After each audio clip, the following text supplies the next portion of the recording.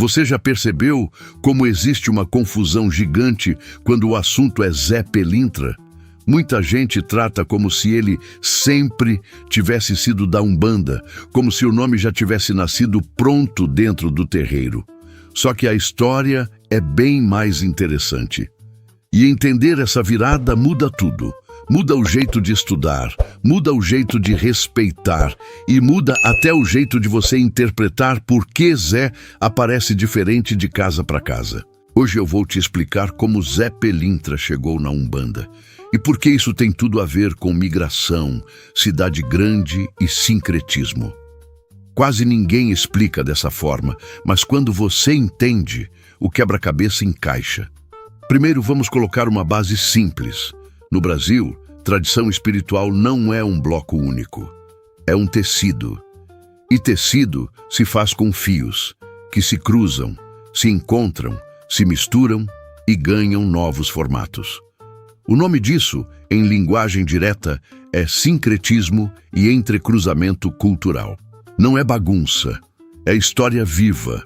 Zé Pelintra é um exemplo perfeito desse fenômeno, porque ele não é só um personagem espiritual, ele é um símbolo que atravessou o território, atravessou o contexto social, atravessou o próprio Brasil. Então começa por aqui. Zé Pelintra é apontado como entidade originária do Catimbó, uma crença sincrética do Nordeste.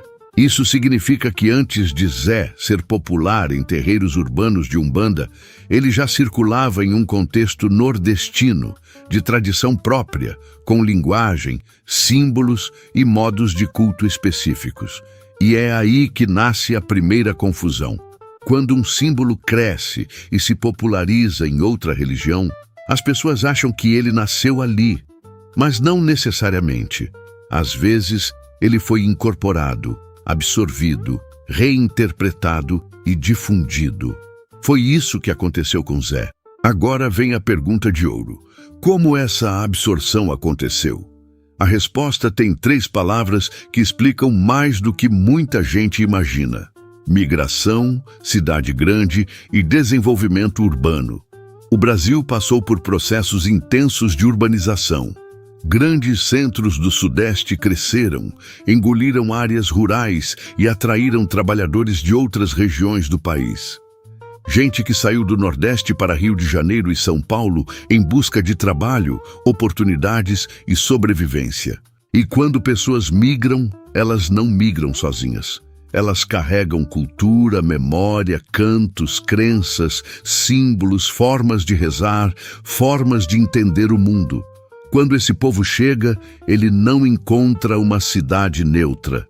Ele encontra a cidade com seus próprios códigos. E é nesse encontro que as tradições se cruzam. Um símbolo que fazia sentido no Nordeste passa a fazer sentido também no ambiente urbano, só que de um jeito diferente. E é aí que Zé Pelintra entra com uma força gigantesca.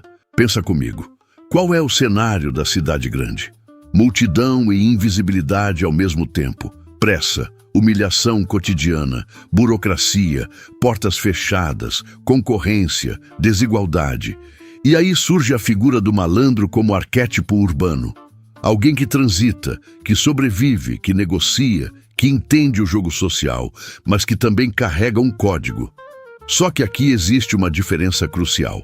Malandro, no sentido espiritual, não precisa ser sinônimo de trapaça. Zé Pelintra vira, para muita gente, o malandro de luz. O que entra na noite para devolver o outro ao eixo. O que entra no bar para proteger o invisível. O que atravessa ambientes difíceis sem se vender. É importante entender isso porque, na medida em que Zé vai sendo cultuado na Umbanda, ele passa a ser visto como parte da linha de trabalho dos malandros, ligado ao chamado povo da malandragem. Ou seja, ele entra numa organização de trabalho espiritual que tem linguagens próprias, gira própria e um modo de explicar que conversa com a cidade. E aí, de novo, acontece outra confusão. Se ele é povo da malandragem, ele é Exu? Se ele aparece na gira de Exu, então ele é Exu. Se aparece na gira de pretos velhos, então ele é preto velho. Não é tão simples. E parte da grande virada histórica é exatamente essa.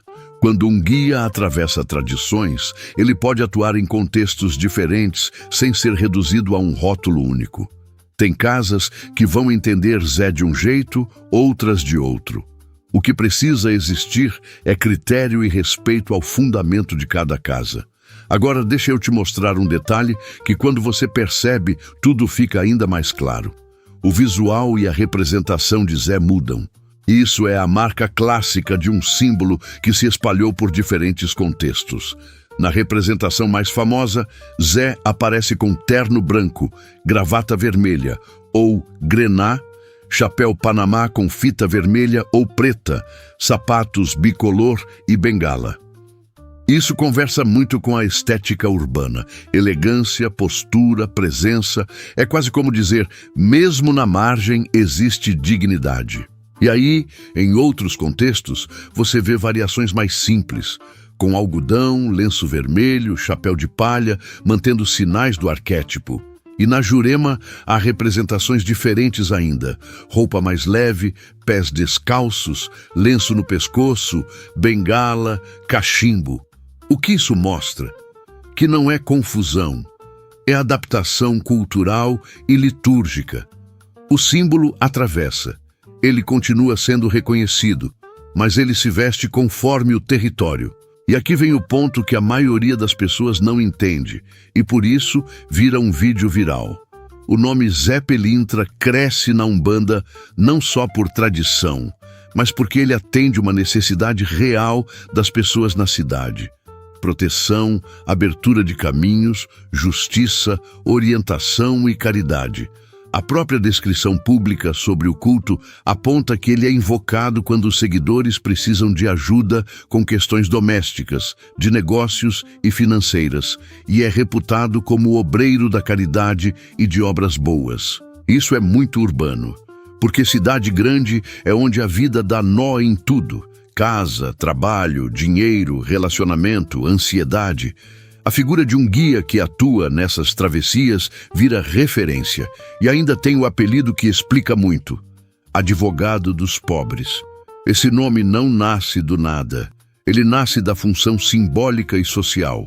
Zé é tido como protetor das classes menos favorecidas, patrono dos humilhados, dos esquecidos, dos que estão à margem. Isso conversa diretamente com o processo de migração e urbanização.